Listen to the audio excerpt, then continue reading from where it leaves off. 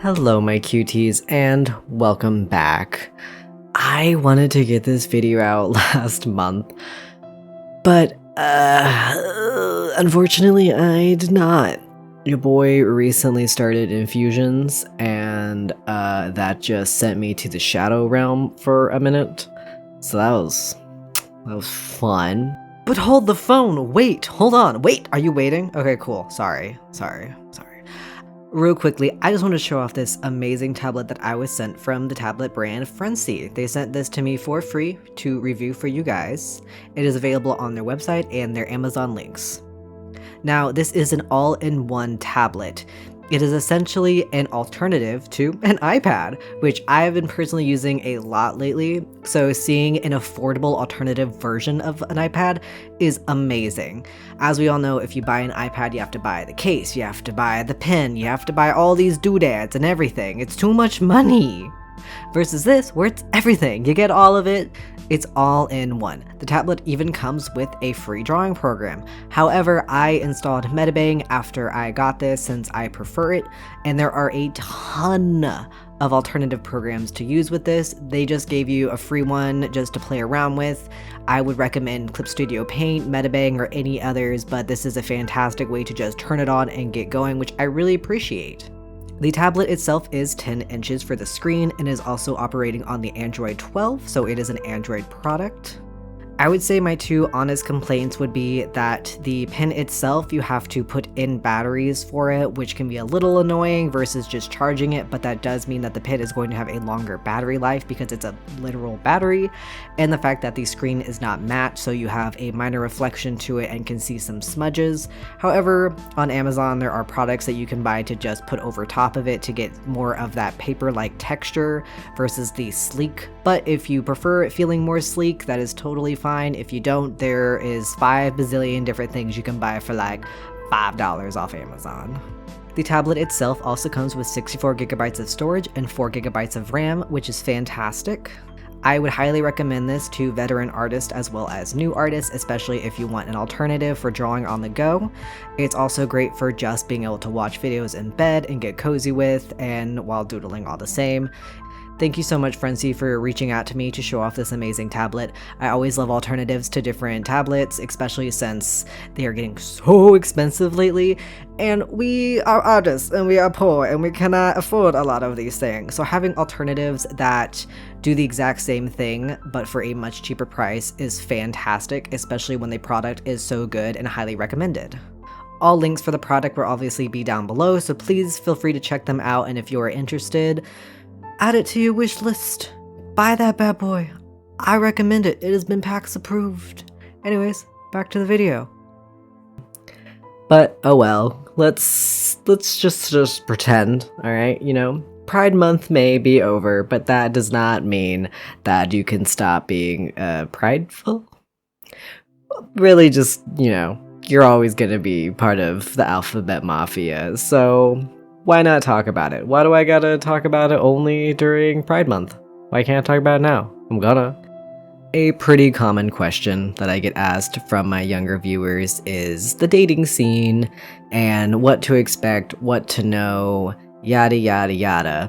And I feel like I've learned quite a bit over the years, especially from my last relationship. And with my current relationship, as far as boundaries and just learning how to navigate the world as a trans person trying to date. It can be a very daunting and even scary experience because ultimately you're looking for acceptance in a world that feels like there is no acceptance. And that can be really scary. And I don't blame people for asking me, you know, how do I start that process? How do I date as a trans person or a gender non-conforming person? So I'm here to hopefully help and answer a few questions. Now, I must say that this can only really be going off of my own experience, so if you have any other advice down below, of course, feel free to comment, and if you feel like anything feels inaccurate to your own personal experience, again, feel free to comment down below, but like I said, this is going off of my own personal experience and what I know and what I have been through. I feel like this is sort of a no-brainer if you are trans, but a lot of people oftentimes mistake this or fall down the same rabbit hole I had. Do not date somebody that is not attracted to your gender. I'm not talking about your actual biologic parts, I am talking about your actual gender that you identify as. What I specifically mean by that is if you are a trans man, and you only identify as a man, male, only male, nothing else, do not date a straight man or a lesbian. And I mean this very, very respectfully. In the past, I was very lonely and really just wanted attention from, I'll be frank, anybody. And since I was extremely feminine and I guess quote-unquote presented as female, even though I was not, a lot of people that were attracted to women would be attracted to me, so primarily lesbians and straight men. And I specifically say lesbians and not like bisexual women because I'm pretty sure a lot of pan or bisexual women are going to be more than okay with you being trans.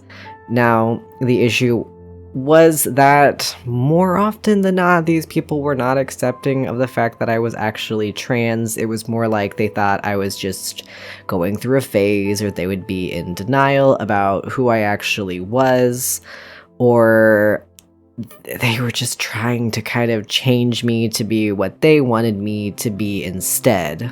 And I feel like a pretty good way to know if somebody is attracted to you based on your actual gender, regardless if you're actually going to start HRT, is to just bring up HRT or any kind of change in your body, either surgically or medically, whatever, and just see how they react. If it's negatively, that's not the person for you.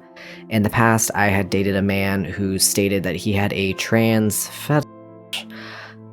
Don't do that. And when I had started bringing up transitioning with HRT, he was not super keen on the idea. While he had said that he was pansexual, it was a little hard to believe sometimes considering how little he was actually interested in men. And along with that, he had really no interest in the idea of me starting HRT and actually seemed grossed out by the idea because, and I quote, I would not be as soft. And that really messed me up for a long time because I just wanted to feel comfortable in my skin. And granted, at the time, we didn't even know if I could transition because my health was so bad, we had no idea how my body was going to react. Now, I have been on a very low dose of testosterone on and off. The only reason I've been on and off is because of insurance reasons and moving. But I have definitely medically started changing, and my new partner really doesn't care. He doesn't, and that's your goal, is to have somebody that is super accepting and loving of no matter what. When you start HRT, whether you are trans femme or trans masc, your body is obviously going to change in different areas, and you are going to need to be very open and very vocal about that with your partner. Even if you are not sexual, I think it's important to discuss these things and be very open about those changes. I think it is also very important to acknowledge certain things that do happen with your body and just be comfortable with those topics. I think personally, if you are not comfortable with those topics, I don't think that's the person for you. And I'm not saying as somebody that you've only dated for a couple of weeks, I'm talking about somebody like months down the line that you really are getting committed to and you can see yourself for the future. And if you are not comfortable talking about how your body is changing and what you are going through, I think it's very important to ask yourself if that's worth it and if you want to actually stay with that person. Because ultimately, when you start transitioning, your body is going to go through a lot of different changes. Many of them will be very awkward to go through, and having a partner that is very accepting and understanding of that is going to be crucial. I will also say, I think it is very important to be upfront with any potential partners that you are transgender. Obviously, be very safe about that. If you live in an area where that's just not a safe environment, I would say hold off on dating and going on these dates. But that's just me and my own personal beliefs. Always try to be safe, but I am a firm believer that you should always be upfront at the very beginning of a relationship on who you are, because you don't want to hide that part of your life. It's extremely important, and it is a giant part of who you are and how you have come to be you. Even if you don't associate with transness in the sense of celebrating LGBT, it is still a part of your life that you cannot really hide. If they start meeting your family and seeing old photos of you, they are going to eventually see that you were not biologically born who you present as now. And that's totally fine, obviously, but it's so important to explain these things and the process and who you are and how you have changed and grown as a person, as well as letting them know any future or potential children this person could possibly want. If children are not in your want for the future, obviously that's not going to be a big issue, but I think it's important to let them know how your body has possibly been affected by HRT or even surgeries, because for many people, that is something that they really need and want to know, especially as you get older and you start wanting to settle down more. As far as my current relationship goes, I have been extremely upfront about everything. I warned him that I was already trans. Granted, I don't necessarily quote-unquote pass as male because I have a very effeminate face and I'm still very, very curvy.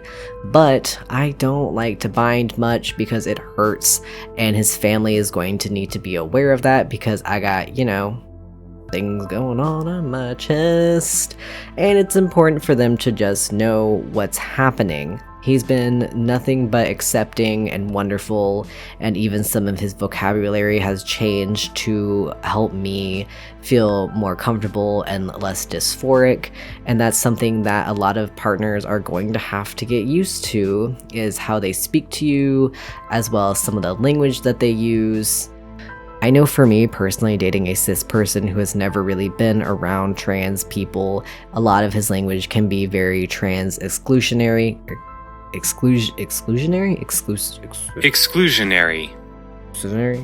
And because of that, on occasion, I have to warn him and talk to him, saying well, I'm a guy because I do this and that. And I'm like, are you saying I'm not a man?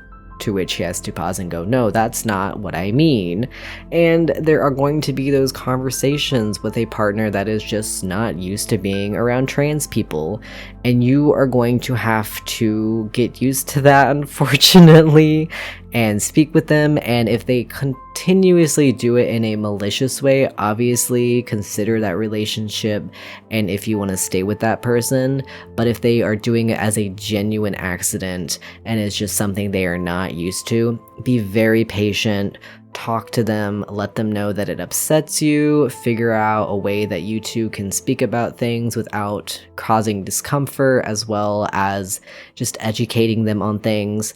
I would say the biggest thing is to always just be very, very patient with partners with stuff like this, because it can be very daunting and it can be a lot for somebody that's just simply not used to this kind of world.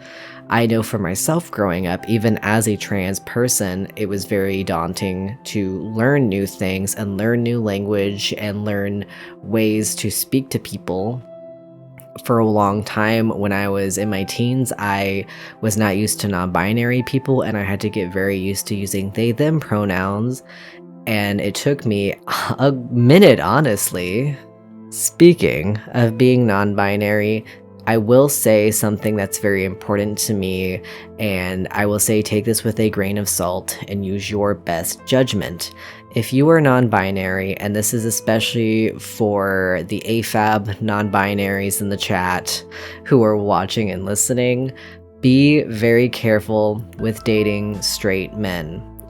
Because more often than not, most of them will not see you as non-binary, they will just simply see you as their girlfriend, and they will most likely refer to you as their girlfriend when they are not around you.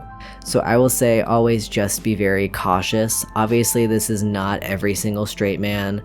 I am sure many of them will be very understanding, but obviously just be careful because some will still just see you as a woman, and it is something I think you need to make your best judgment on if this person actually sees you as a partner who is not a woman, or if they simply just see you as a woman who goes by they them pronouns and they ignore those when they are around their friends. It is a very, very unfortunate and sad reality, and I am not in any way, shape, or form trying to generalize people. There are many, many wonderful people out there who are super respectful and super amazing about that, but also realize that many straight people don't want to date non-binary people, and that's perfectly fine, but you need to have that open conversation. Rolling into the topic of people not wanting to date you, I think this is a very sore topic, and for very good reason for trans people, whether you are trans or non-binary. I think it's important to realize that not everybody is going to want to date you, and that can be really, really hard. I understand the want for hearts before parts, and I think that's a great mentality. However, for many people, even myself included, it can still be an important part of a relationship, and you need to be very respectful of that. If you are trans and you are trying to seek somebody out and your bits and boops just simply don't match what they are interested in, you need to be respectful of that, and they need to be respectful of you.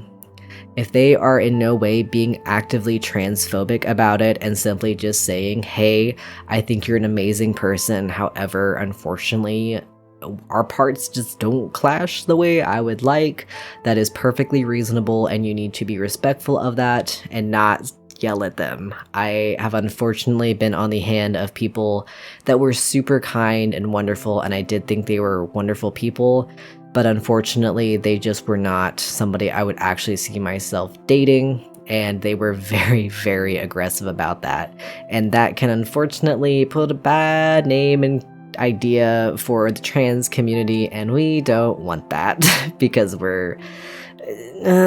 people are always trying to find reasons to take a big old dump on us, and it sucks. And I'm not at all in any way, shape, or form trying to wag the hand at the trans community. This is obviously a video on dating while you are trans, but this is a topic that I think should be brought up, and I think it's very important because it's not inherently transphobic simply to just not want to date somebody because they do not have parts you are actually interested in. For myself, I have a lot of dysphoria for AFAB anatomy, and I cannot see myself dating somebody who is AFAB. And unfortunately, due to that, I've gotten in many arguments with people because of that.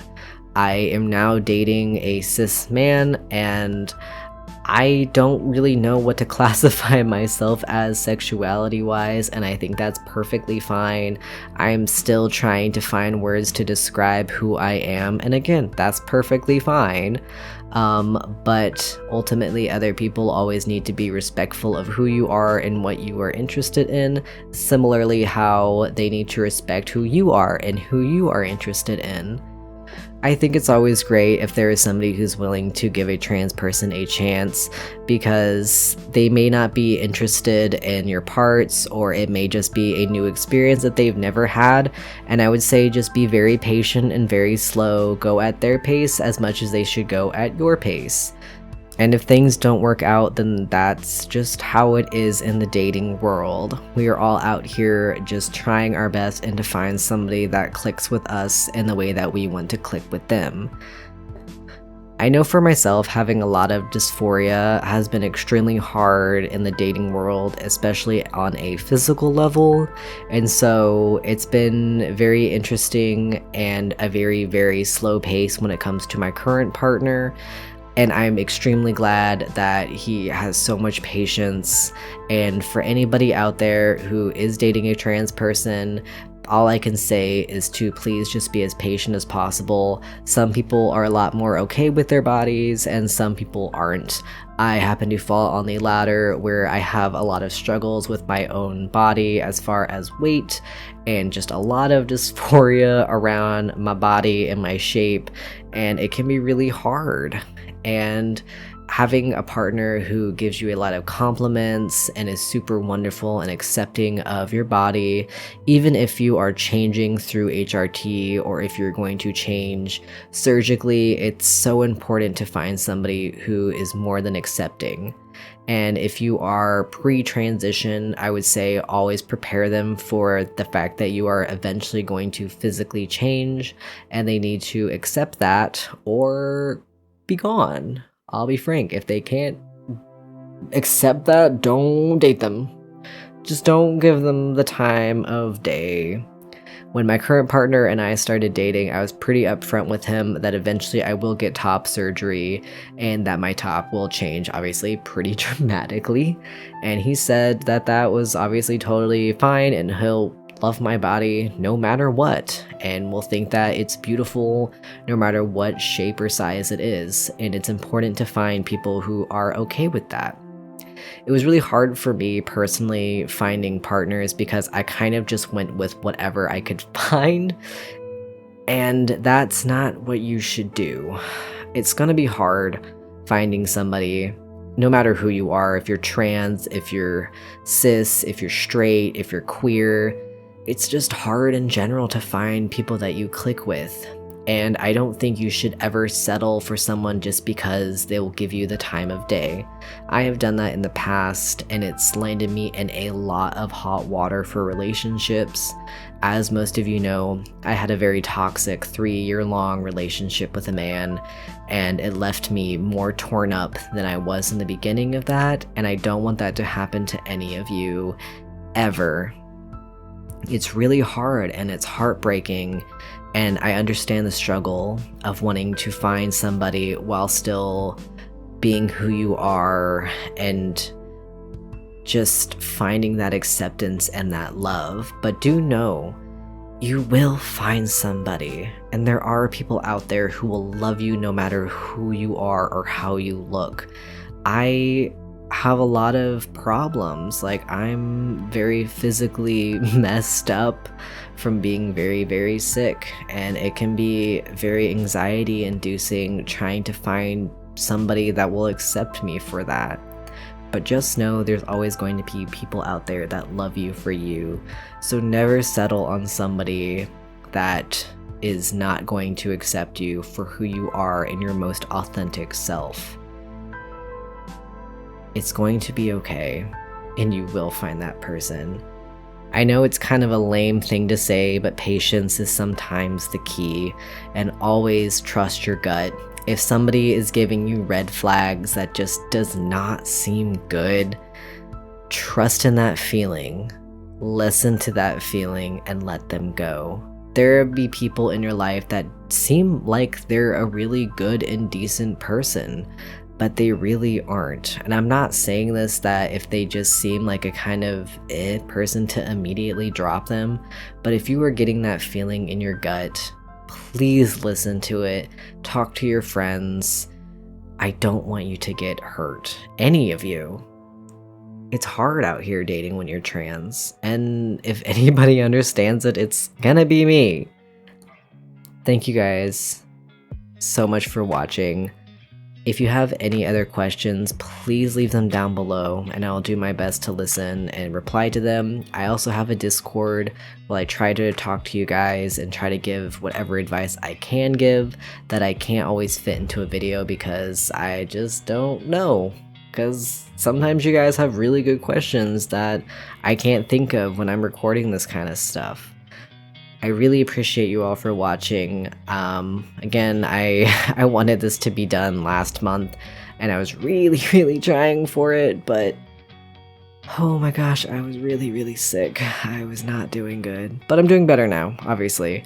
So I will continue to try and update as often as I can, and I thank you guys so much for watching. I would love to give a thank you to all of my stunning and beautiful Patreons, my $5 patrons, Punch, Bun, Desi Kushi, Sammy Teal, my $10 patrons, Abby Cube, I don't need no gender, Nightmares, and my absolutely stunning and gorgeous, amazing $100 Patreon, Noah. Thank you so much for watching. You guys are amazing. I love you so much. And thank you so much again for your support.